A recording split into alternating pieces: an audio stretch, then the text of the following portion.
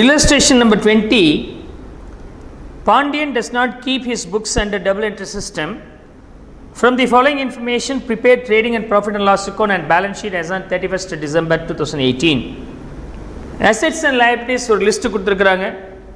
7 items இருக்கு. Furniture, cash, debtor, stock, BR, bank loan, creditors, opening and closing கொடுத்துருக்குறாங்க. Cash sales, credit sales, credit cash purchase, credit purchase, carriage on sales, commission received, interest on bank loan, drawings, additional capital, salaries, office rent. இது கிட்டத்தட்ட ஒரு 12 items இருக்கு. So 12 items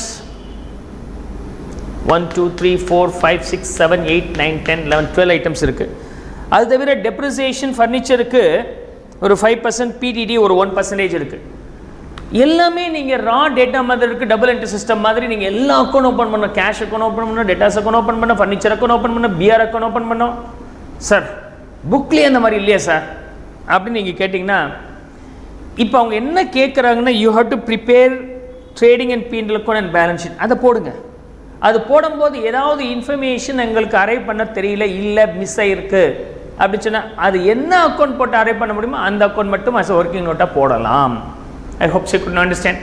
So with this small logic, now I am going to solve only, or I am going to prepare only trading and P&L account and balance sheet. The final illustration la na ellathiyum work out pannala, தேவையானது மட்டும் தான் work out பண்றேன். So trading and profit and loss account, trading and profit and loss account மட்டும் open பண்ணிக்கிட்டேன். And then balance sheet. So இதுக்கப்புறம் எனக்கு ஏதாவது ஒன்று தேவைப்படுதுன்னா மட்டும்தான் அந்த அக்கௌண்ட் ஓப்பன் பண்ணுவேன், இல்லைன்னா ஓப்பன் பண்ணவே போகிறதில்ல. ஸோ இதில் ஃபர்னிச்சரில் அட்ஜஸ்ட்மெண்ட் இருக்குது அண்ட் PDD டெட்டாஸில் அட்ஜஸ்ட்மெண்ட் இருக்குது. இதை விட்டுறேன். க்ளோசிங், ஏன்னா க்ளோசிங் பேலன்ஸ் ஷீட் தானே மெயின், அதை போட்டுக்கிறேன். So furniture, so closing balance ஷீட்டில் ஃபர்னிச்சர் அட்ஜஸ்ட்மெண்ட் இருக்கிறனால வேல்யூ இன்னர் காலத்தில் எழுதிக்கிறேன் 30. And cash no adjustment, outer காலத்தில் போட்டேன் 17,000. and debtors adjustment இருக்கு, so I write the value in the inner column 60. opening sir அதுதான் நம்ம போடலையே, தேவையான பார்த்து போடுவேன், நான் தேவையில்லைன்னா போட போகிறதில்ல. ஸ்டாக் க்ளோசிங், அஃப்கோர்ஸ் ஸ்டாக் மட்டும் நமக்கு தேவை 11,000. opening stock and closing stock will come in the trading account. So 2 opening stock by closing stock, opening stock and closing stock, right? closing stock எவ்வளோ இருக்கு 11,000, opening stock எவ்வளோ இருக்கு 28,000 rupees. இன்னொரு இடம் opening balance ஷீட்டில் ஸ்டேட்மெண்ட் ஆஃப் அஃபேர்ஸில் போகும். தேவைப்பட்டால் தான் போட போகிறேன், இல்லை போட போகிறதில்ல. So 30 17 60 11 BR 3500, bills receivable 35,100 rupees. and bank loan liability sale வரணும். so bank loan 25,000. and creditors liability sideல 16,000. so double entry sir. ஆமாங்க, தேவைப்பட்டால் தான் ஓப்பன் பண்ணுவேன்னு சொல்லிட்டேன். இந்த இடத்துல கிரெடிட்டார்ஸ் அக்கௌண்ட் ஓப்பன் பண்ணிங்கன்னா அது க்ளோசிங் கேபிட்டல் க்ளோசிங் பேலன்ஸை போட்டுருக்கலாம். பேங்க் லோன் அக்கௌண்ட் ஓப்பன் பண்ணிங்கன்னா க்ளோசிங் பேலன்ஸை போட்டுருக்கலாம். Of course not required here. So இதை வச்சு நான் என்ன பண்ணேன், க்ளோசிங் பேலன்ஸ் ஷீட் தேவையானதை போட்டாச்சு. Cash sales, so by cash sales. So cash sales எவ்வளோ இருக்குது 11,200. அண்டு கிரெடிட் சேல்ஸ் வந்து 88,800. Okay. Cash purchase 4,250. and credit purchase 35,000. எல்லாம் நான் ஷார்ட்டாக எழுதுறேன் 750. 35,750. carriage on purchase or carriage in இல்லையா, அது 3,000 ட்ரேடிங் அக்கௌண்ட்டில் வரணும். and carriage on sales P&L அக்கௌண்ட்டில் வரணும். carriage out அது value being 700. commission received income, so commission received income value being 600.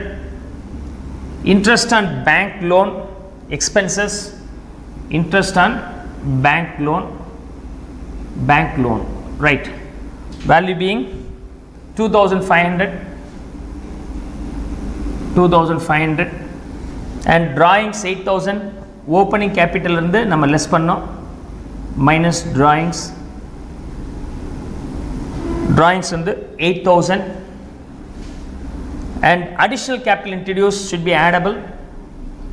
Okay, so add additional capital, further capital 14,000 should be addable. Then salaries debited in the P&L account, salaries 8,900. Office rent debited in the P&L account, office rent 2,400. And furniture depreciation 5% minus depreciation 5% into 1,500, 28,500. Furniture depreciation 1,500 and PDD 1%, so minus PDD 1% on the 600, 59,400. So PDD எவ்வளோ 1% 600 rupees போட்டாச்சு. தேவையானதை மட்டும் போட்டிருக்கிறேன், right. there is no returns அப்படின்னா purchases வந்து 40,000 rupees, sales வந்து 1 lakh இருக்கு. If I tally this, 1,11,000 is the credit balance, 1,11,000 being credit balance, sorry, 1,11,000. 71 அப்படின்னா 40,000 will be the GP here. So GP is 40,000. இந்த GP நீங்கள் எடுத்து எழுதலாம் by GP 40,000. If I tally this, I will get the net profit 40,600, 40,600. Here 1,500, 4,000, 12,000, 7, 16, 20, okay, 2,000. So 4, 12, 14, 16, 600. So 24,000 is the net profit. Add net profit with this 24,000. Okay, so I'll start with the capital here. Capital இடம் இல்லை, கொஞ்சம் நான் adjust பண்ணி எழுதிக்கிறேன். Minus drawings 8,000, minus drawings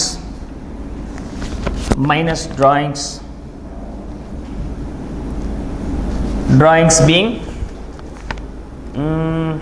8,000.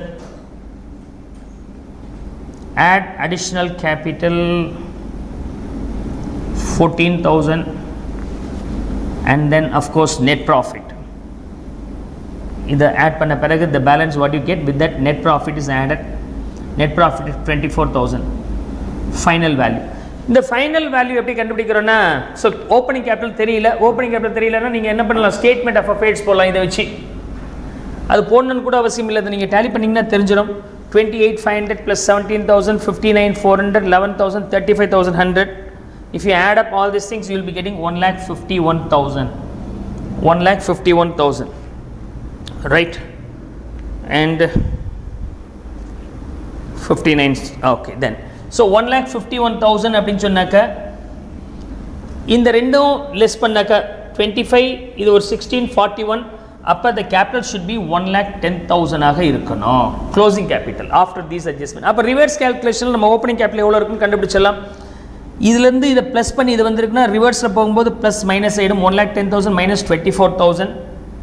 So 1,10,000 24 less பண்ணிங்கன்னா 86,000 should be here.